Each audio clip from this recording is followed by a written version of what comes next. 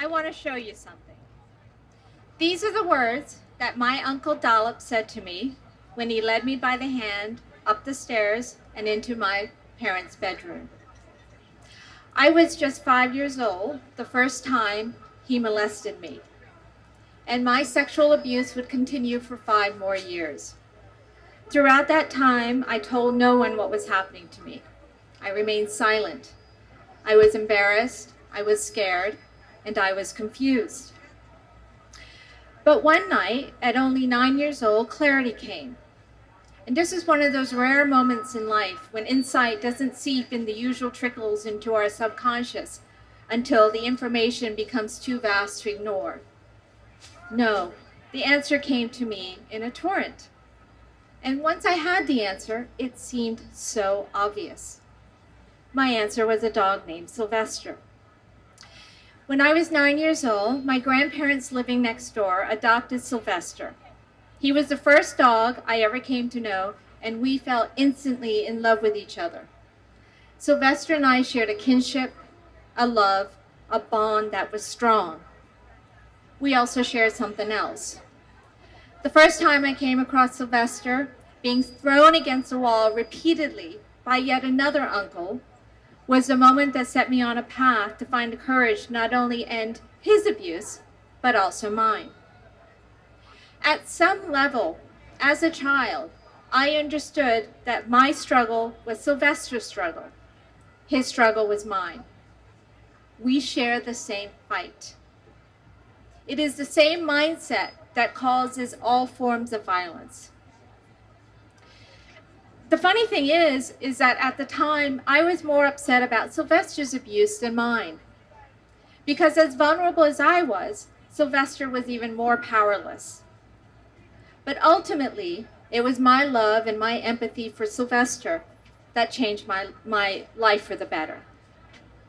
So today, now as a neurologist, I find myself asking, where does that empathy for animals come from? And how does it affect the well-being of all of us, not just as individuals, but collectively as a society? In 1946, the World Health Organization described health as a state of complete physical, mental, and social well-being. We know that health draws from every aspect of our lives.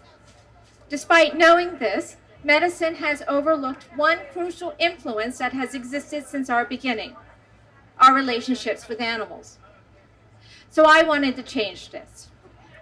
For 5 years, I traveled around the country and I asked the questions, what do we gain when we embrace our empathy for animals?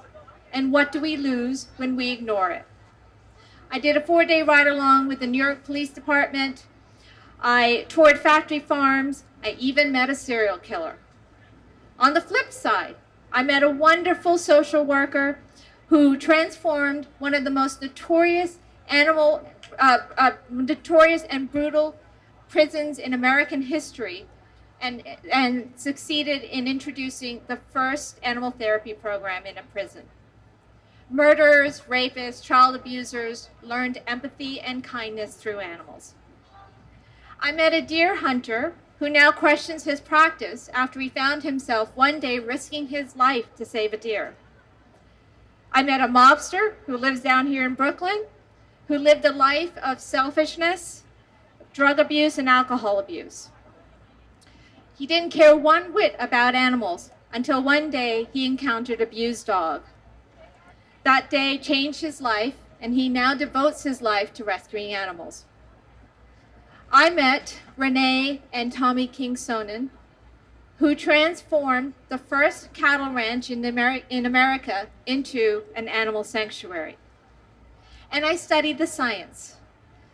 And I know that at times it can seem so overwhelming what we are trying to do here today. But I can tell you this: our collective human empathy for animals is growing. It is a natural, inevitable part of our biology.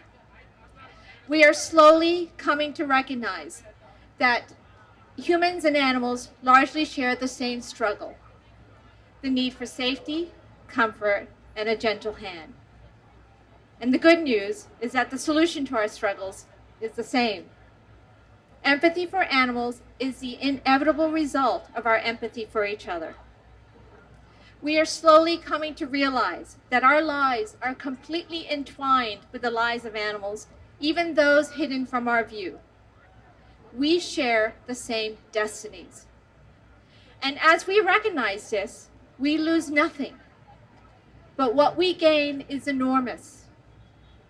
What we gain when we recognize our kinship with animals is our health, our happiness, and our humanity. Thank you very much.